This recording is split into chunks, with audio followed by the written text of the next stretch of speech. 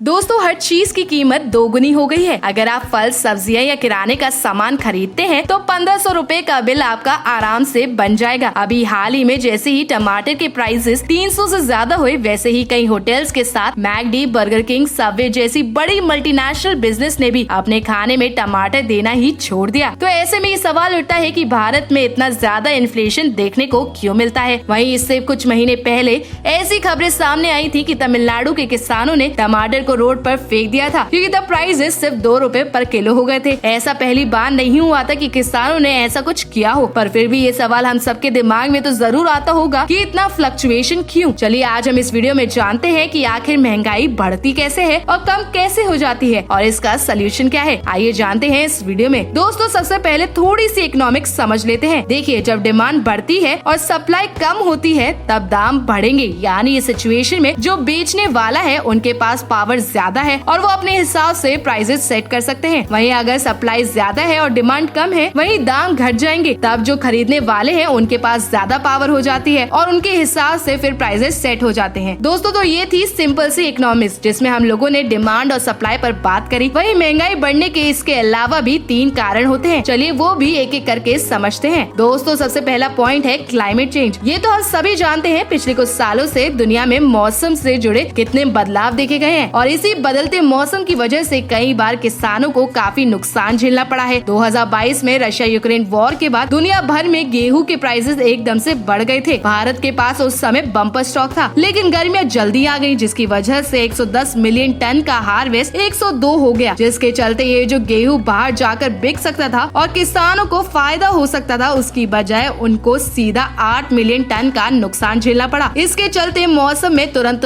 बदलाव होने के चक्कर में जो फसल उग जाती है वो खराब हो जाती है, उन पर फंगस लग जाती है, जिसके चलते किसानों को काफी नुकसान झेलना पड़ता है और इसके साथ साथ प्राइसेस भी बढ़ते हैं। दोस्तों, इस बार 2023 में प्राइसेस इसलिए बढ़े क्योंकि कई जगह ये देखा गया कि कई फसल पर डिजीज की वजह से ऐसा हुआ और कई जगह भारी बारिश की वजह से फसलें खराब हो गयी। चलिए अब दूसरे पॉइंट पर आते हैं, जो है फूड वेस्टेज। जी हाँ दोस्तों, फूड वेस्टेज भारत के किसानों के लिए काफी सीरियस प्रॉब्लम है। ट्रांसपोर्ट में, स्टोरेज में और मार्केट में सही सिस्टम न होने की वजह से हम हमारा कीमती खाना वेस्ट कर रहे हैं। दोस्तों, ministry of food processing industry ने खुद लोकसभा में कहा था कि अलग अलग फूड आइटम के लॉसेस इतने हैं जितना आप सोच भी नहीं सकते। दोस्तों, एक रिपोर्ट में 2 सालों की डेटा को कंपेयर किया है, जिसमें एक तरफ 2015 का डेटा है, वहीं दूसरी तरफ 2022 का डेटा शामिल है, जिसमें बताया गया है कि उस साल कितने % फूड लॉस हुआ है। जहां सीरियल्स का लॉस एक तरफ 2015 में 5.99 था, तो वहीं 2022 में 5.92। वहीं फ्रूट्स का लॉस 2015 में 15.88 था, तो 2022 में 15.05 था। सेम इसी तरह से दूध और सब्जियों के % में लगभग इसी % का लॉस दिखाई दिया था। दोस्तों, इस डेटा से हम ये देख सकते हैं कि जो 2015 में जितना लॉस हुआ था, वही लगभग 2022 में भी उतना ही हुआ था। इसका मतलब इससे ये देखा जा सकता है कि फूड वेस्टेज पर ना तो कोई काम कर रहा है और ना ही इस पर कोई रोकने के लिए कोई स्टेप्स लिए जा रहे हैं। चलिए अब बात करते हैं तीसरे प्रॉब्लम पर, जो है होर्डिंग। दोस्तों, कभी कभार आप लोगों ने देखा होगा कि मंडी में एकदम से प्राइसेस बढ़ जाते हैं और ऐसा करने वाले ये होर्डर्स और ब्लैक मार्केटिंग वाले लोग होते हैं। असल में होता ये है कि ये होर्डर्स मार्केट से एकदम से बल्क में सामान खरीद कर इसे स्टोर कर लेते हैं, जिससे मार्केट में एक तरह का होल बन जाता है सामान का। ये ट्रेडर्स फिर जब देखते हैं कि उस सामान का मार्केट में दाम बढ़ गया, तब ये वही सामान महंगे दामों से बेचना शुरू कर देते हैं। इससे होता ये है कि देश में इन्फ्लेशन बढ़ जाता है और लोगों को काफी नुकसान होता है। दोस्तों, तो ये थे कुछ महंगाई बढ़ने के कुछ 3 कारण। अब चलिए जानते हैं कि इस महंगाई को रोका कैसे जा सकता है। दोस्तों, जैसे कि हम सभी जानते हैं, हाल फिलहाल टमाटर के प्राइसेस कितने ज्यादा बढ़ गए थे, तो इसी का एग्जांपल लेते हुए समझते हैं। दोस्तों, दिसंबर फरवरी तक फार्मर्स को दिक्कत आई, उनकी फसल वायरसेस की वजह से बिगड़ गई। वहीं अप्रैल में प्राइसेस काफी कम हो गई, जिसके चक्कर में किसानों ने अपनी फसल को रास्ते पर ही फेंक दिया और ऐसा देखते हुए कई किसानों ने टमाटर की खेती करना बंद कर दिया। दोस्तों, ये डेटा सरकार तक पहुँच जाना चाहिए था कि इस बार टमाटर की खेती कम हुई है, क्योंकि अधिकतर किसानों ने टमाटर की खेती करी ही नहीं है। दोस्तों, ना तो स्टेट ने